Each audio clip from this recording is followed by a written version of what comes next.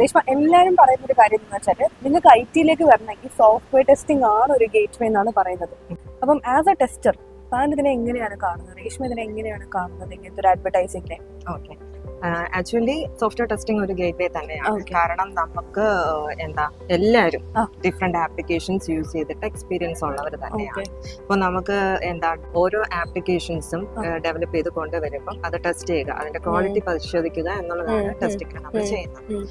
So ഇവിടെ നമുക്ക് ഒരു ആപ്ലിക്കേഷൻ യൂസ് ചെയ്യാൻ അറിയാമെങ്കിൽ പോലും നമ്മൾ ഇപ്പൊ ഇതിനകത്ത് ഈ ഇഷ്യൂ ആണ്, ഈ പ്രശ്നം ഉണ്ടെന്ന് മനസ്സിലാക്കുന്നത് പോലെ തന്നെ ആ പ്രശ്നങ്ങൾ നമ്മൾ കണ്ടുപിടിക്കാനാണ് ഇവിടെ നോക്കേണ്ടത്. ഇപ്പൊ കുട്ടികൾക്ക് യൂഷ്വലി വരുന്നൊരു ഭയങ്കര വലിയൊരു ഡൗട്ട് എന്ന് വെച്ചാൽ സോഫ്റ്റ്വെയർ ടെസ്റ്റിംഗ് പഠിച്ചാൽ സംഭവം ഈസി ആയിരിക്കുമോ? ഇത് പഠിക്കുന്ന ഒരു പ്രോസസ് ഈസി ആണോ അതോ ഡിഫിക്കൽട്ട് ആണോ? Like front end development, back end development? അല്ലല്ല, കോഡിംഗ് ചെയ്യുന്ന പോലെ ഒരിക്കലും ഡിഫിക്കൽട്ട് അല്ല. ഇവിടെ അവർക്ക് ബേസിക്കലി പ്രോബ്ലം സോൾവിംഗ് സ്കില്ലുണ്ട്, അതുപോലെ തന്നെ അനലിറ്റിക്കൽ തിങ്കിങ് കാപ്പബിലിറ്റി ഉണ്ട്.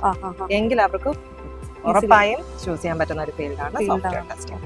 ഇവിടെ നമ്മൾ കുറച്ച് ഡോക്യുമെന്റേഷനും കാര്യങ്ങളും അങ്ങനത്തെ പ്രോസസ്സാണ്. പിന്നെ നമ്മൾ ഒരു ഫങ്ഷനാലിറ്റി ഏത് രീതിയിൽ കാണുന്നു, ഒരു നോർമൽ യൂസർ ആണ്, ഞാനൊരു സോഫ്റ്റ്വെയർ ടെസ്റ്റർ ആണ്, ഞാനൊരു ക്ലയന്റ് ആണ് എന്നുള്ള രീതിയിൽ നമ്മുടെ പോയിന്റ് ഓഫ് വ്യൂ അങ്ങനെ ആയിരിക്കണം.